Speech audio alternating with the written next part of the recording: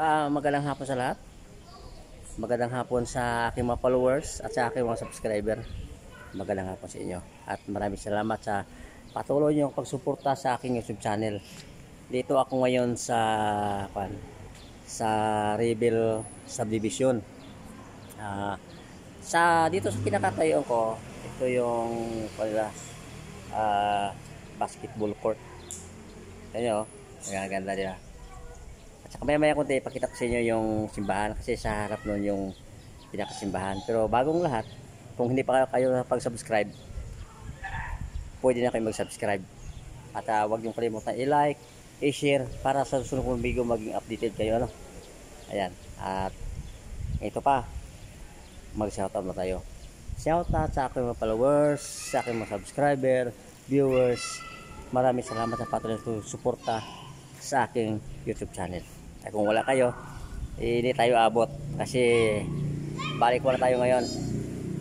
192,000 na tayo ngayon. Kaya malapit-lapit sa katotohanan, ano? Ngayon, ipakita ko na sa inyo yung ating simbahan. Ito ang nagdala ng kagandahan ng ng subdivision ng Rebel. Ito yung ayan. Yan ang simbahan. Yan, yung simbahan. Dati, hindi naman ganyan yung simbahan dito. Pero dahil sa tagal ng panahon na pinaganda siya para maging attractive sa mga nagsisimba. At saka mas maganda naman talaga pag tingnan yung simbahan. Ayan. Ito pa. Ayun sa kabila niyan. Sa kabila. Uy, akin yan. Lagyan mo dito. Sa kabila yan. Yun ang himlayan. Diyan nakahimlay yung inaanak ko. Diyan sa ngayon nakahimlay. Ngayong hapon lilibing na siya. Ayan. Nakakalungkot ang isipin, mawala ang mahal natin sa buhay. Wala tayong magawa dahil alam naman natin kung sino may hap ng buhay natin, ano? Kaya ganun talaga. Yung sinasabi na ang buhay ay parang life. Weather lang yan. Bagamat wala pa yung mga iba kamag-anak nag-aantay pa ng nag-aantay pa, at saka service wala pa rin wala pang service kasi medyo malayo-layo yung paglibingan nito doon sa Pulang Lupa cemetery. Siyempre sa ating mga kamag-anak abroad, maraming salamat sa inyo at shout out sa lahat. Shout out kay Annalyn Britanya, kay John Chris, kay Lucille, sa lahat ng mag-anak sa abroad. Magandang hapon sa inyo. At ito sa Las Piñas, sa aking mga kasamahan sa BCBRC Improda na wala mga schedule at sa may mga schedule, magandang tanghali sa inyo. Balik tayo sa likod. Ayan. Dito medyo may kamahalan magburok na ito, pero at least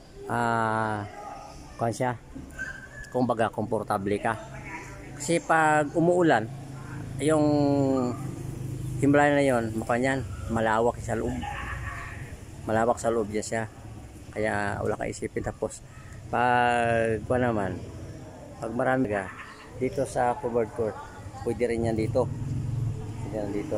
kasi ito baka pwede rito, no? Kaya walang ka problema.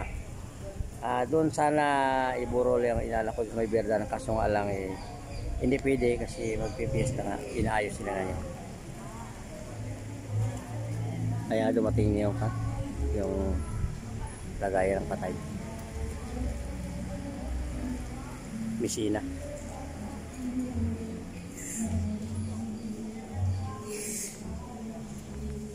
Kinagandaan dito kasi pag galing sa himlayan, Kung pamisahan mo ng kwan, yung patay pamisahan mo, dito lang yung sa kabila, papasok ka sa kabilang pinto, yan doon na. Wala problema ba, hindi ka nalalayo. Kasi sa ibang mga kwan, halimbawa dyan sa Berdan, dahil wala naman kadalasan pari dyan, ano, pagaling sa Berdan, pagdating sa sementeryo, mayroong si Berdan doon din, pinagminisyonan ng patay. So dito, ganda rito dahil malapit lang. Yan.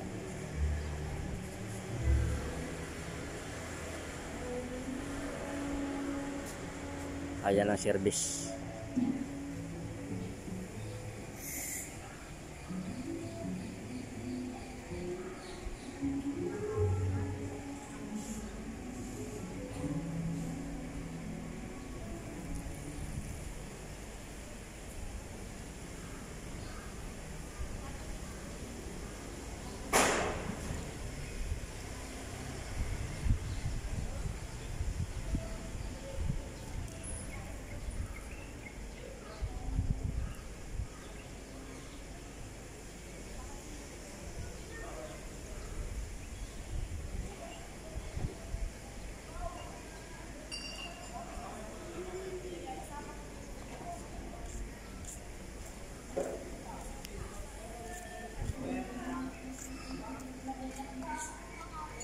Yan na yun.